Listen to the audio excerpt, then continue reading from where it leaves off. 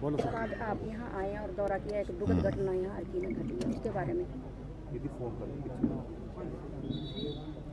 रविवार की रात को एक बहुत ही दुखद घटना यहाँ पर अर्की में घटित हुई है और जिसकी जानकारी हमें तो सुबह मिल पाई, क्योंकि जो जानकारी हमको मिली तो रात के लगभग 2-2:30 बजे के करीब जो है वो आग लगी।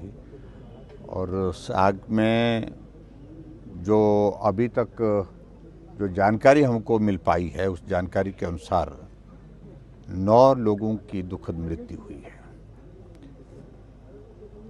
क्योंकि बाहर निकलने की गुंजाइश नहीं बनी, संभवतः रात का समय था, सब लोग आराम कर रहे थे, सोए हुए थे।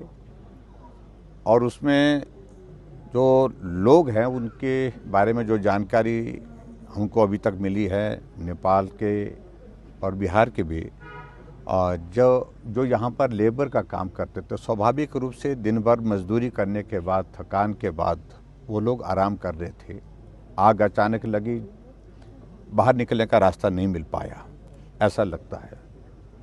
और अभी तक जो आंकड़ा हमारे सामने यहाँ पर आया है, जहाँ जिनकी वेरिफिकेशन का प्रोसेस अभी तक चला है, तो 9 लोगों की इसमें ज़िंदगी गई है। सचमुच में ये बहुत हृदय विदारक घटना घटित हुई है इस इलाके में, पूरे प्रदेश भर में चारों तरफ इसके पश्चात मातम है। और जो जानकारी ये भी मिली हमको कि फायर ब्रिगेड आई थी, लेकिन ठीक प्रकार से वो परफॉर्म नहीं कर पाए। यहाँ पर पानी की छोटी जो गाड़ी थी उसमें पानी ख़त्म हो गया। और भी बहुत सारी चीज़ों को लेकर के, जहाँ दुकानें थी, पुरानी बिल्डिंग थी, ये दुकानें भी पूरी तरह से जल करके राख हुई है, उसमें उनका भी नुकसान हुआ ही हुआ है। लेकिन सबसे बड़ी पीड़ा का विषय हम सब लोगों के लिए है कि जिंदगियां बहुत गई हैं। सामान जल गया, दुकान जल गई, वो नुकसान अपनी जगह है, लेकिन उसके बावजूद जो नुकसान ज़्यादा हुआ है वो लोगों की ज़िंदगियां यहाँ पर चले गई। तो मैं संवेदना व्यक्त करता हूँ सभी परिवारजनों के प्रति जिनने अपने परिवार के सदस्य खोए हैं।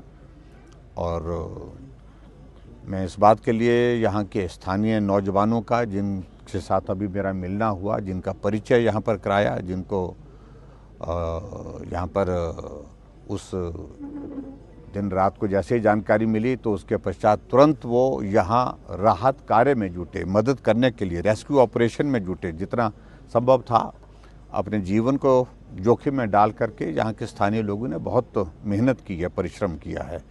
मैं उनका भी धन्यवाद करता हूँ, स्थानीय गांव के लोगों का भी धन्यवाद करता हूँ।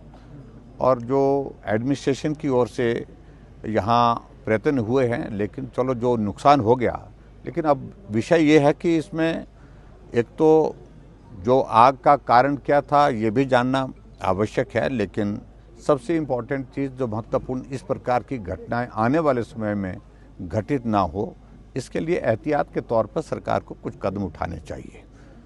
और जो प्रभावित परिवार हैं उनको जो जितना हर संभव जितनी मदद हो सकती है मदद देनी चाहिए, यही मैं कहूँगा।